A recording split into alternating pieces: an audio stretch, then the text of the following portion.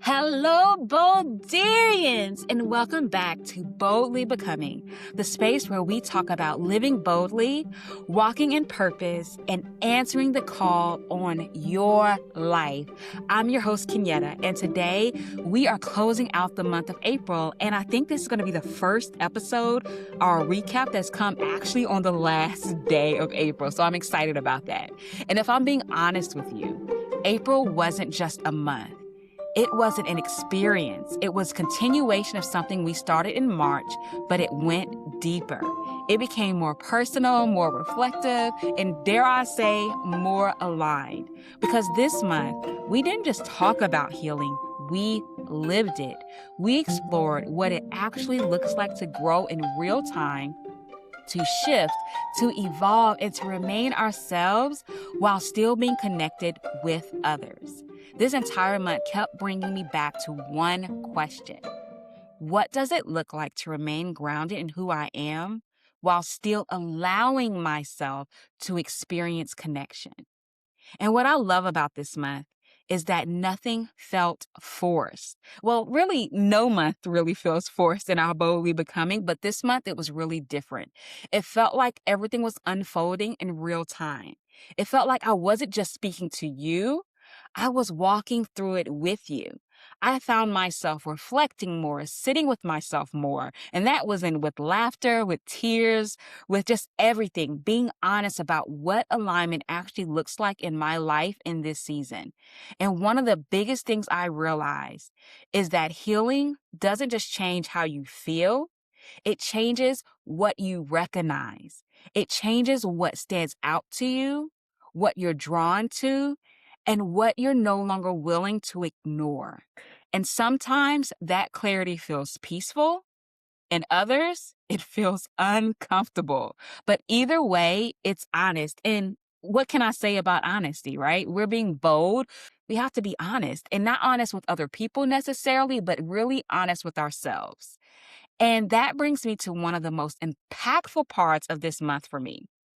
My sister, yes, your favorite Bodarian guest, and I went to New York this month, and we had our very first experience at BookCon.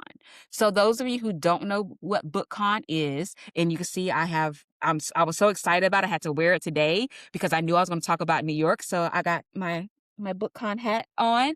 But BookCon is like, have you ever been to Comic-Con or DragonCon and all these different cons that they have? It's basically a big, huge festival.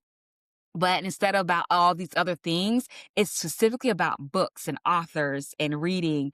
So it was amazing. So we went there, and now let me tell you, it was everything I thought it would be and more. But what we experienced wasn't just about books. To me, it was confirmation. It was one of those moments where you step into a space and something inside of you just clicks. Like, this is where I belong. And the thing that stood out to me the most was that I wasn't looking at the space wishing I was a part of it. I was looking at the space recognizing that I am already becoming the version of myself that belongs there. And what made this trip even more special is that it wasn't just about BookCon. We went there for BookCon, but we had an entire experience. We explored a new immersive art museum. We saw The Lion King on Broadway, which was amazing. I can't believe it took me that long to see Lion King on Broadway, but we did it, and that alone was unforgettable. And on top of that, we found out that two of my friends were also in New York at the same time, and we were able to meet up, have lunch, also experience a tourist area with them. And everything about the trip just felt aligned. It felt like it had purpose. It was intentional. Everything came together in a way that reminded me that I'm exactly where I'm supposed to be. But one of the most impactful moments for me was meeting my favorite author. And it wasn't just about meeting her, it was hearing her why. Understanding why she writes the way she does, why her stories are told the way they are. And in that moment, it confirmed something for myself. It confirmed my own why. It reminded me why I'm drawn to the books I read, why I'm drawn to storytelling, why I'm drawn to the depth of it all, of who I am in my boldly becoming journey. And it showed me that what I've been feeling internally is not random, that it holds a strong purpose in where I'm at now in this season and in my future. And I actually want to share a moment from that trip that perfectly represents what this month has been about. My sister and I sat down to record a bonus episode that was going to talk all about our experience at BookCon and while we were in New York. And when I tell you, it was going to be a great, great episode. We were talking, reflecting, processing the experience in real time. It was flowing. It was honest. It was everything. But about 75% into that recording, we realized, it hits my heart even just talking about it now, it wasn't recording. And now listen, old me would have been frustrated, but it would have been frustrated to the point where I would have got emotional about it. Old me would have tried to recreate it, tried to fix it, would have felt like I lost something. But in that moment, something had shifted. We looked at each other and said, you know what? Maybe this wasn't meant to be recorded, and instead of forcing it, instead of trying to recreate that moment that had already passed, we decided to let it go. We made a decision that what we shared in that moment was just for us. That it didn't have to be content, it didn't have to be captured, it didn't have to be reproduced.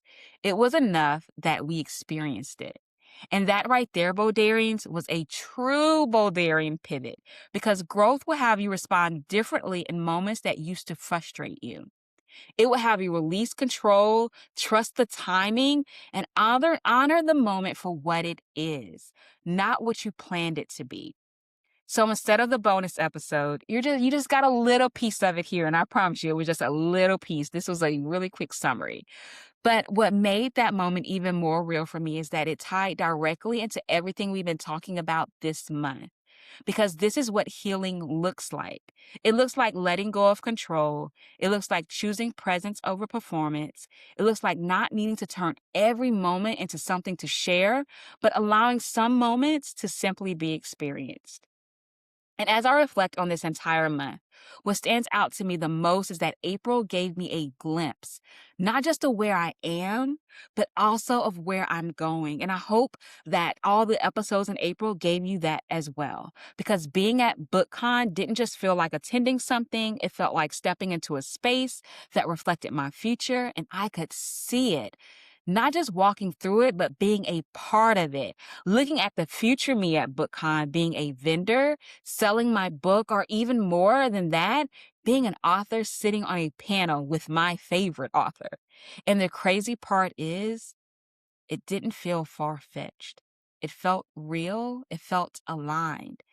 And that's what healing does. It brings you into alignment with who you are becoming. It allows you to step into spaces without shrinking, without questioning, without performing, just being. And that's exactly how I felt on that trip, and also listening and re-listening rather to the episodes this month, because I like to listen to the episodes with you guys when they air. So it's not just me like, oh, I put this out here, I created it, and then I don't go back to it, which that's actually what I used to do when we were Relentless Thursday podcast. I never listened to it. And this season, I listen to it with you, and I'm growing along with you, and knowing that, wait a minute, God gave me as a vessel to put this out there. And then I'm actually learning from my own words, from my own practice, my own experiences that I talk about from my past, even now in my present. So I love that. And that's what April has taught me. I was able to be me. Again, I was able to step into spaces without shrinking, without questioning, without performing. I was able to just be. And that's exactly how I felt in New York. I got to be me fully, unapologetically, naturally, and that is something I don't take for granted. So I want to leave you with this, Bodarians. Have you experienced a moment recently where something just clicked?